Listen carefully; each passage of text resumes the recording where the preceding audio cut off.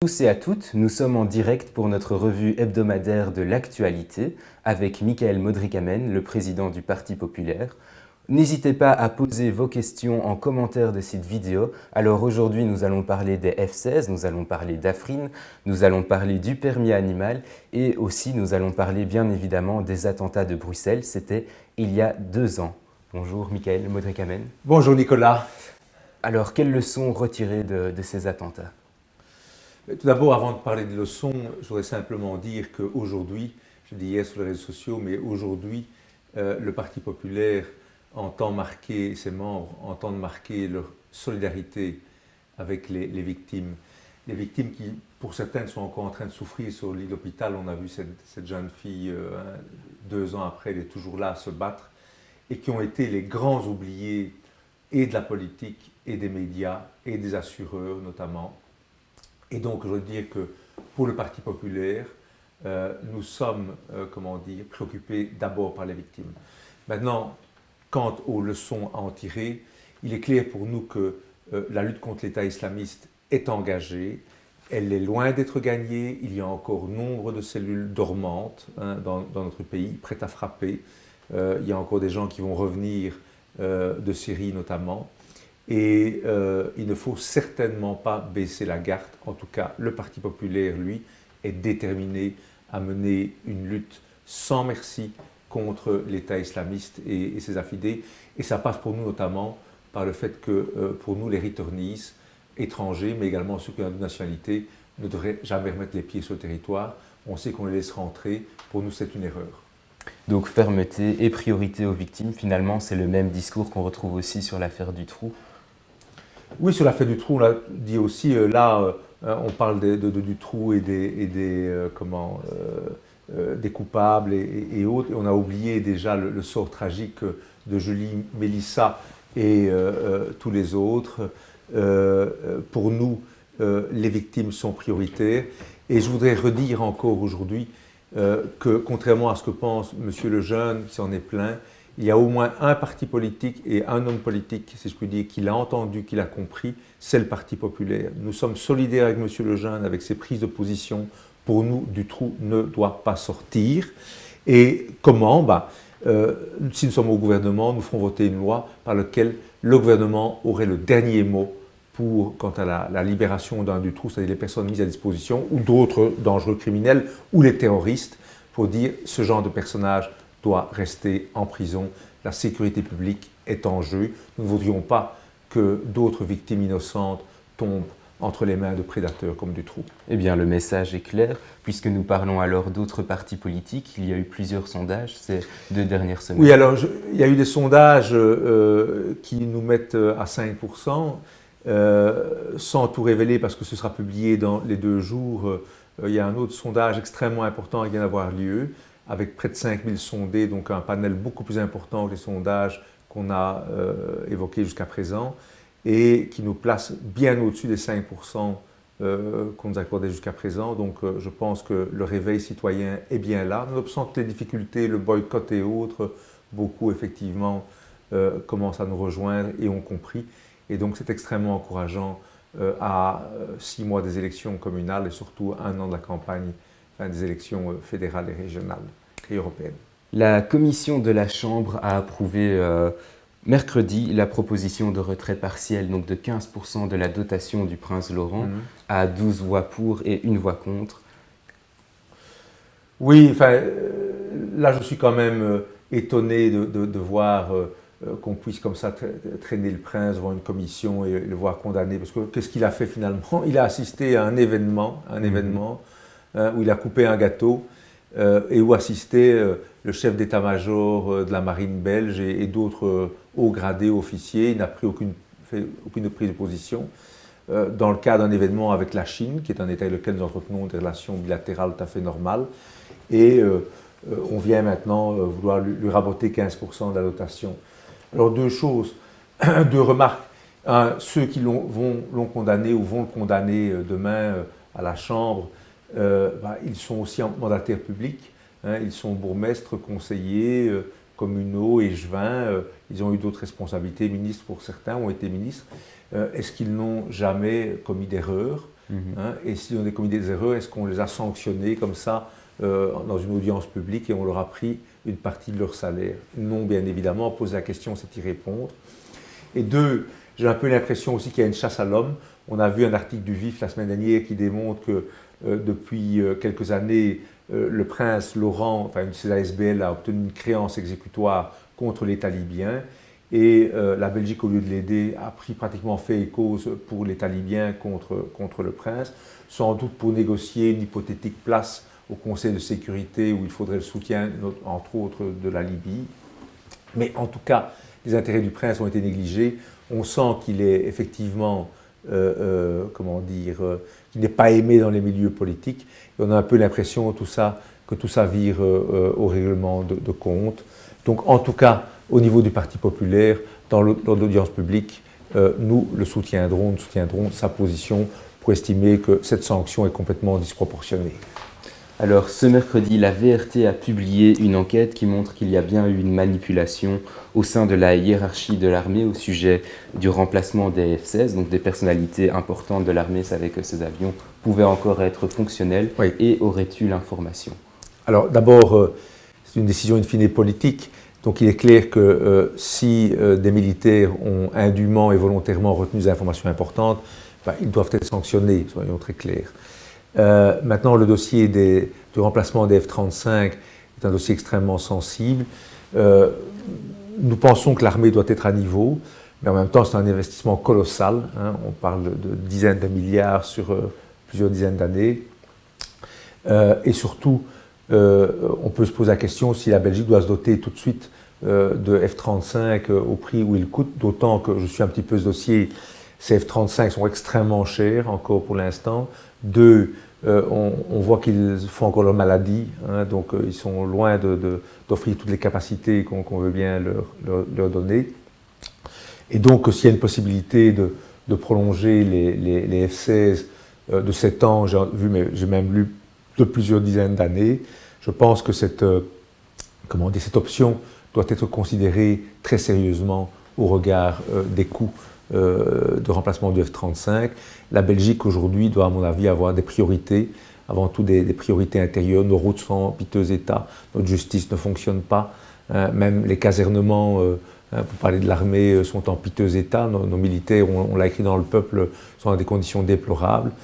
Alors avant de remplacer les avions, au coût de 100 millions pratiquement d'euros l'unité, peut-être qu'on peut voir d'autres priorités, d'autant que par rapport au niveau de menace, il est clair que nos F-16, pour aller bombarder en Syrie, font l'affaire et il ne faut pas nécessairement engager des F-35 pour ça.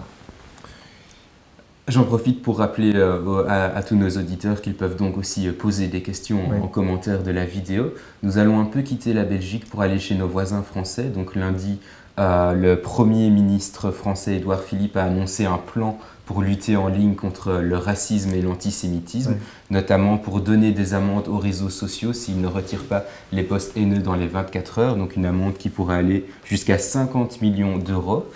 Ça s'inspire du modèle allemand, dont on avait déjà entendu parler. Quels sont... À la fois, c'est tout à fait légitime de lutter contre les discours haineux, racistes, antisémites ou autres, qui appellent vraiment à la haine de l'autre. Maintenant, il ne faut pas empiéter non plus sur la légitime liberté d'expression. On sait qu'au niveau de la gauche, par exemple, et les grands médias sociaux et les modérateurs de ces grands médias sociaux, Facebook, Twitter, Google, sont entre les mains de gens de gauche en Californie. Ils ont plutôt tendance à censurer ce qui vient de la droite et laisser passer ce qui vient de la gauche. Les antifas, c'est pas grave, mais un discours de droite qui s'attaque à l'immigration, ça c'est déjà peut-être... Voilà, j'en parle en fait justement parce que le président Macron, j'ai oublié de le dire, voudrait étendre ce plan à l'ensemble de l'Union européenne. Et ce modèle allemand de régulation des médias sociaux a déjà fait parler de lui parce que la députée allemande Beatrix von Storch avait critiqué le commissariat de Cologne qui s'exprimait en arabe, voilà, avec très peu de finesse. Donc mais on voit donc que la limite est vite franchie et donc qu'il y a un risque effectivement de contrôle et de censure de la liberté d'expression qui est quand même fondamentale. Et la liberté d'expression, elle vaut pour tout ce qui fait consensus, mais surtout, dit la Cour européenne des droits de l'homme, pour tout ce qui peut être vu comme choquant, provoquant ou qui ne fait pas consensus. C'est ça la liberté d'expression. Sans ça, il n'y a pas de démocratie. Donc il faut faire très très attention et je pense qu'il faut effectivement sanctionner ce qui est incitation à la haine, mais ça doit être une condition, une définition très restrictive et voir surtout qui va contrôler tout ça. Bien. Alors, je retourne dans notre petit pays, j'allais dire socialiste ou surréaliste, justement, avec donc l'ancienne directrice PS du SAMU social, Pascale Perreaïta, qui a entamé une procédure judiciaire pour réclamer des indemnités de licenciement. Oui, mais voilà, c'est des gens qui ont pompé toute leur vie dans les caisses publiques, des salaires, des sursalaires et autres. En plus, dans le cadre du SAMU social, ce qui est quand même la honte absolue, puisque c'est de l'argent qui était destiné, bien évidemment, aux plus nécessiteux et où nos amis socialistes et d'autres ont prélevé au passage leur écho. Alors, toute honte bue, Madame Perreaïta a comment dire, critiqué son licenciement, ce qui est son droit devant les tribunaux. Je crois que c'est la réponse du berger à la bergère, effectivement par une caution de partie civile pour lui réclamer un dommage que le SAMU social aurait subi à cause de ces agissements. Oui. Donc tout ça ne redore pas le blason, si je puis dire, des partis traditionnels qui sont englués dans les affaires les unes après les autres, et ce n'est pas fini. Bien. Alors, on ressort à nouveau de la Belgique maintenant pour aller à Afrin. On fait beaucoup de voyages avec vous. On fait beaucoup de voyages aujourd'hui. Donc, l'enclave kurde d'Afrin est tombée entre les mains des islamistes, soutenus par la Turquie. On n'en a pas beaucoup entendu parler. Il y a une indignation généralisée sur les réseaux sociaux. Tout le monde se demande où sont passés les leaders occidentaux. Oui, donc extrêmement défaillants. On les sent très, très timorés face à Erdogan, qui est pourtant un véritable dictateur, ou de plus en plus dictateur islamo-conservateur, comme certains disent, mais nous disons islamo-fasciste.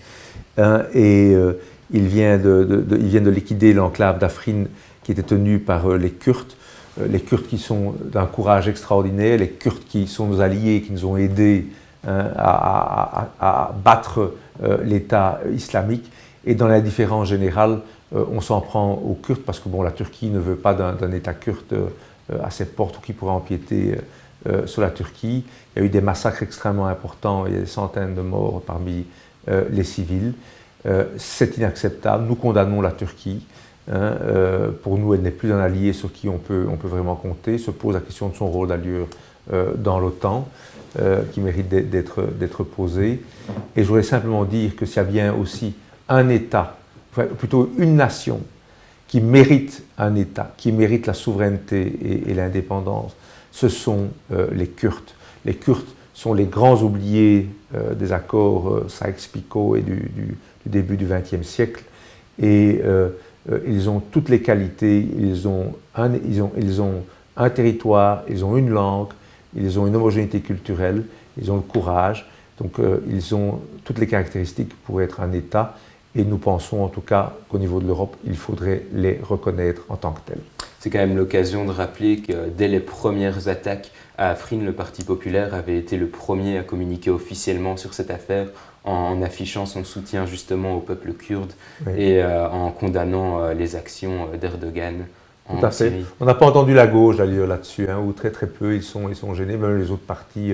Je ne comprends pas. Ça, c'est pourtant de grandes questions morales. C'est un petit peu, vous savez, une comparaison en 1938 avec les Chamberlain et les Daladier qui ont laissé tomber les Sudètes. Oui. Eh bien, c'est un petit peu, on peut faire la comparaison aussi. Ils n'ont aucune rigueur morale, ils sont prêts à se coucher devant le sultan Erdogan. Nous, ce ne sera pas le cas. Je répète aussi, nous sommes le seul parti francophone à dire que la Turquie, ne pourrait pas entrer en Europe. Il vient d'avoir un vote au Parlement européen. Concernant d'ailleurs la poursuite des négociations, elle fait donner de l'argent à la Turquie pour poursuivre les négociations.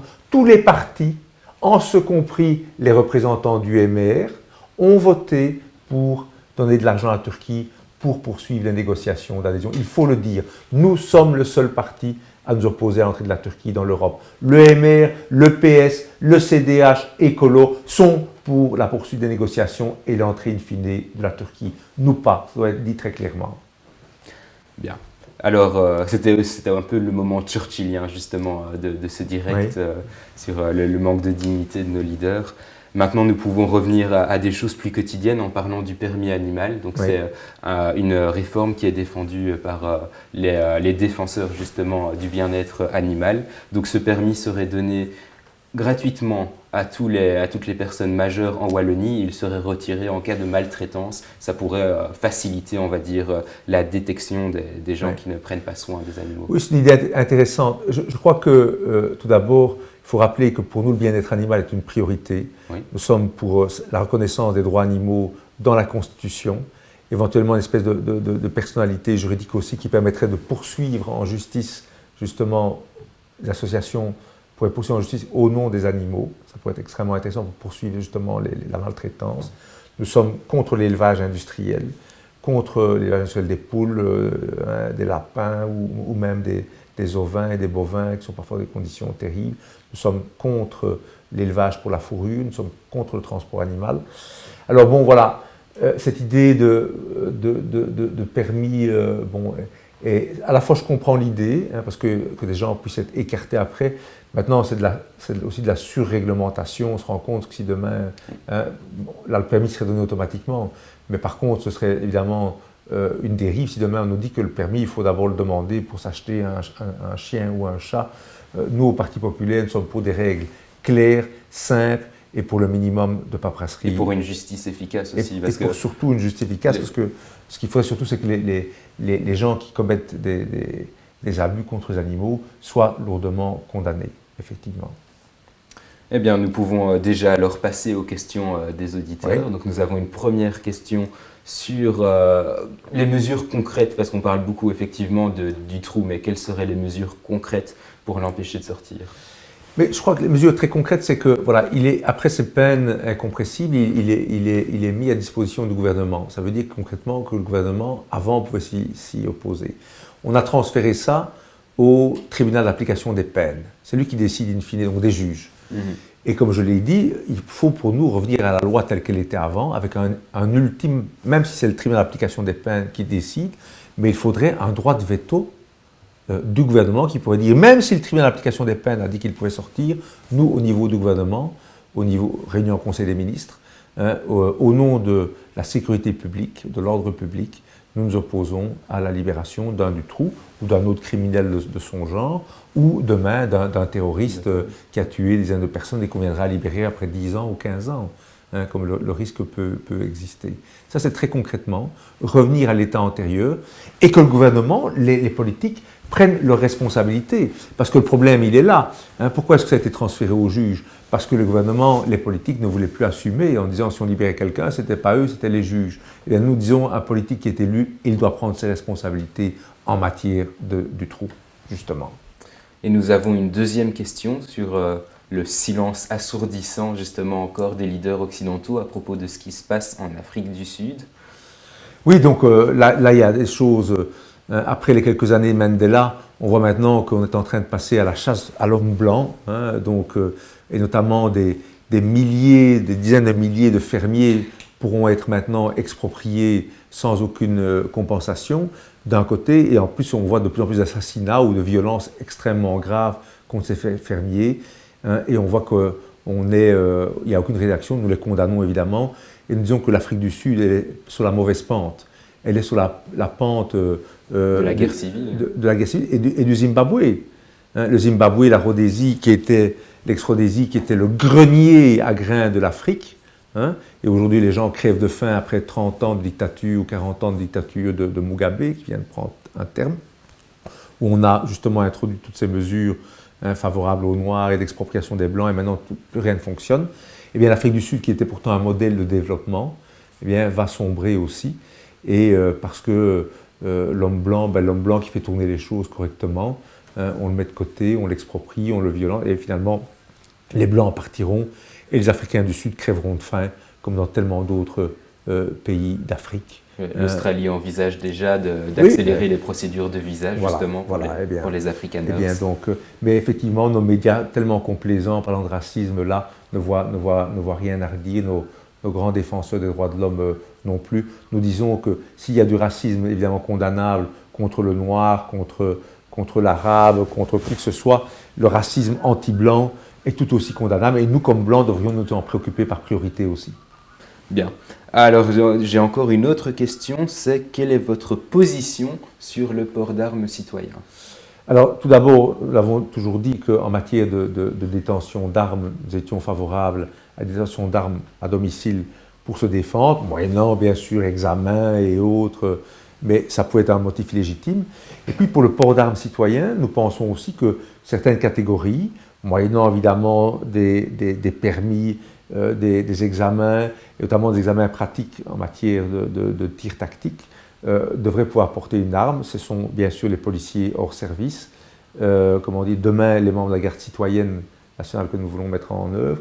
Et puis il y a toute une série de professions, si je puis dire, qui méritent le droit de porter une arme pour se défendre elles-mêmes, moyennant bien sûr des examens et des tests d'aptitude et des obligations d'entraînement au tir tactique, pas seulement sur une cible, mais on sait que ça n'a rien à voir entre tirer sur une cible et faire du tir tactique, pour se défendre et aussi pour pouvoir contrer les menaces, comment dire, terroristes ou qui pourraient se poser dans cet ordre de grandeur-là.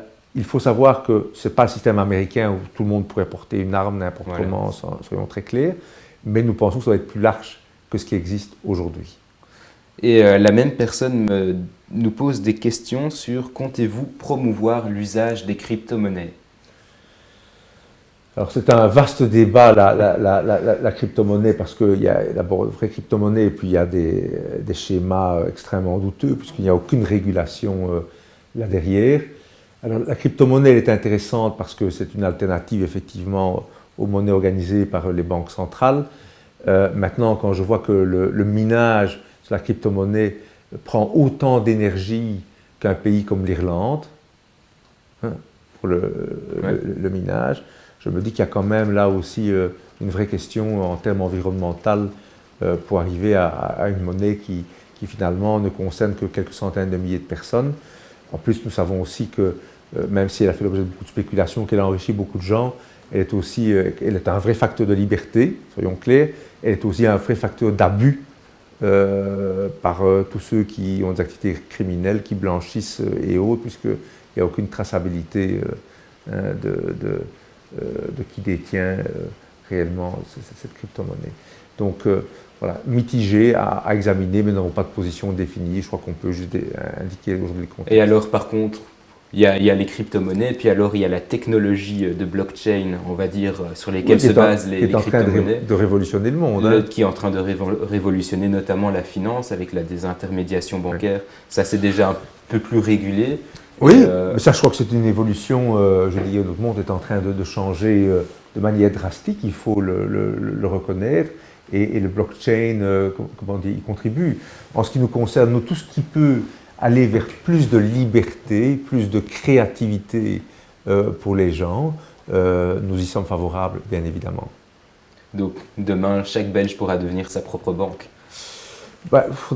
Pour autant qu'il devienne sa propre banque, il faudrait que les autres aient confiance dans cette banque-là. Et ça, c'est une autre question, parce qu'il n'y a pas de banque ni de monnaie sans confiance dans cette banque et la monnaie. Donc, personne ne pourrait s'instaurer demain banquier ou détenir une monnaie si les gens ne sont pas prêts à lui accorder la confiance. Alors ici, j'ai une question très précise et chiffrée. Que pensez-vous du fait que le scandale de Viviba... Que pensez-vous le fait du scandale de Viviba, que cette firme avec un chiffre d'affaires de 14 millions et des zéros doit encore à la région wallonne un montant de 3,7 millions d'euros. Donc voilà, monsieur. Oui, mais ça pose une question, si vous voulez, très, très générale. C'est que il y a des centaines de millions, des milliards d'euros qui sont dépensés en aide publique. Ouais. Je veux dire, c'est un des gros problèmes de la Wallonie, c'est cette conférence des aides. Nous pensons que il faut au maximum donner l'environnement de travail le plus efficace pour les entreprises, à savoir des routes, d'abord des gens éduqués, une sécurité, des routes, des terrains disponibles, pas trop de paperasserie, un coût du travail raisonnable, et qu'à partir de là, un coût de l'énergie raisonnable, et qu'à partir de là, il vaut mieux laisser les investissements privés opérer et pas donner des subventions où c'est finalement la chasse aux subventions qui conditionnent. Pourquoi donner des des millions, des dizaines de millions à des groupes qui n'en ont pas réellement besoin. Ils font certes une économie, eux, mais je crois que le véritable critère, ça devrait être la compétitivité d'une région. Avons-nous un problème de capitalisme, de connivence alors en Wallonie? Parce que j'étais encore étonné personnellement dans le scandale de Viviba de me rendre compte que les pouvoirs publics étaient à ce point impliqués dans la structure même. Mais oui, ils sont impliqués. Bien sûr qu'il y a un capitalisme de connivence où, puisqu'il y a des plans Marshall et des investissements et des invests publics, bah forcément, c'est à celui qui est bien, comment dire, Connecté. bien connecté, effectivement. Hein. J'avais encore un ancien grand chef d'entreprise qui me disait combien dans les 70-80, finalement, la plupart de ces problèmes, notamment de relations sociales et autres, se sont réglés avec les politiques. Il suffisait d'être connecté pour qu'après on aille parler aux syndicats et autres pour que les choses se calment. Hein. Donc c'est un capitalisme où finalement c'est la part belle à celui qui connaît le ministre ou le député local. C'est pas comme ça qu'un pays se développe. Je crois que voilà, les politiques doivent gérer la chose publique et faire en sorte que les pouvoirs publics et les missions publiques fonctionnent et pas s'occuper d'industrie et de business. Et nous, on s'occupe de tout et de rien, et rien de bien. On s'étale partout, mais on fait rien. On s'étale dans l'économie, mais finalement, on a une économie sous-performante en Wallonie, hein, et on s'occupe toujours de justice, hein, d'éducation et autres, mais on voit que tout ça ne fonctionne pas, ou en tout cas est sous-financé. Et on a un niveau de service public, j'allais dire digne d'usine Bois-Boué, ce serait sans doute exagéré, mais en tout cas qui est bien inférieur à ce que nous devrions avoir au regard des prélèvements publics, au regard des prélèvements des impôts. Et alors, j'ai une dernière question. Oui. Trouvez-vous normal qu'en travaillant à mi-temps avec un complément de chômage et ayant une fille à charge, trouvez-vous normal que je gagne le même revenu qu'un chômeur à temps complet? Bien évidemment non, mais c'est le problème effectivement de trop petites différences entre ceux qui sont au chômage, hein, avec tous les avantages qui peuvent en découler en matière d'allocation familiale, en matière d'aides diverses et autres, et puis les gens qui doivent occuper un job non qualifié et relativement peu payé. Ben, effectivement, quand vous avez 1000 ou 1200 euros pour un couple, au chômage, ou 1300 euros avec quelques avantages, enfin même plus, avec monsieur dit ben, je pourrais aller travailler, mais j'aurai peut-être 1500 euros et je devrais payer une voiture, l'essence, etc. Ben, il n'y a aucun incitant à aller travailler. Et donc nous pensons qu'il faut un vrai différentiel et il passe notamment par une réduction des impôts sur le revenu, puisque pour nous, entre 0 et 20 000 euros, c'est 0% de taxation. Ça veut dire que quelqu'un qui toucherait 1700 ou 1800 euros ou 2000 euros bruts, eh bien, ce serait du net pour lui. Alors j'ai encore une dernière question finalement, Oui. une nouvelle. Quelle est la position du Parti populaire par rapport à la cigarette électronique? On sait qu'il y a de plus en plus de mesures répressives qui se développent. Alors, on ne s'est jamais penché sur la question. Franchement, au niveau de la cigarette électronique, j'ai quand même lu qu'il y avait une série d'avantages par rapport à la cigarette traditionnelle avec le papier, le goudron, etc. Je vois beaucoup de gens qui y sont passés et effectivement, c'est moins désagréable pour les gens. Maintenant, je pense que le mieux, c'est de ne plus fumer du tout. Et que les véritables campagnes, ce serait pour supprimer carrément... Mais ça pose quand même la question, on va dire, du paternalisme d'État. Jusqu'où faut-il aller pour que les gens soient en bonne santé? Mais je crois que, oui, c'est le paternalisme. Je crois que les gens doivent conserver le droit de fumer. Mais c'est aussi notre devoir comme société de faire en sorte que les jeunes ne soient pas entraînés massivement à fumer, à boire ou à se droguer. Nous préférons au contraire qu'ils ne boivent pas, ne fument pas, ou très modérément, et ne se droguent pas. C'est la fameuse politique islandaise que nous avons décidé de mettre en place si nous sommes au pouvoir, avec une mobilisation et faire du sport aux gens plutôt que de très très jeunes boire et fumer. Alors nous sommes arrivés au bout de nos 30 minutes. Je pose encore une dernière question. Oui, c'est bien, spectateur. Bien. Alors, quel est l'avis du Parti populaire sur le programme de Matteo Salvini en Italie? Il y a, je pense, pas mal de points de proximité. Nous sommes extrêmement eurosceptiques. En tout cas, nous n'aimons pas le fonctionnement de l'Europe aujourd'hui, qui est antidémocratique et qui nous mène droit dans le mur, il faut le dire. L'Italie est en première ligne par rapport à l'afflux des migrants, donc eux veulent les renvoyer, c'est assez similaire comme programme. Ils ont des centaines de milliers de personnes, d'ailleurs ils veulent expulser les illégaux. Nous voulons aussi expulser massivement les illégaux, donc il y a pas mal de similitudes, mais je crois qu'il y a des similitudes globales avec le bloc constitué avec Berlusconi et Salvini, qui est un vrai bloc de droite qui s'assume, c'est-à-dire comme nous-mêmes.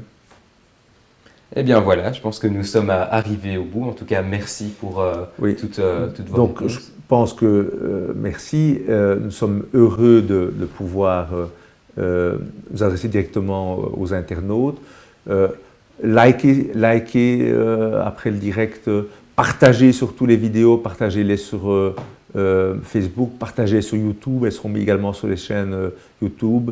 Faites-le savoir. Il faut qu'un maximum de citoyens sachent qu'il y a un message différent à la soupe consensuelle qu'on nous sert régulièrement. Les médias sociaux sont une belle alternative et surtout, je suis heureux de cette rencontre avec les citoyens. N'hésitez pas à poser des questions durant le live, mais aussi avant, on les intègre et on tente d'y répondre. Merci et puis surtout, ce sera tous les jeudis à 12h30, sauf exception, ce rendez-vous. Eh bien, voilà, c'est fini et je vous dis à la semaine prochaine.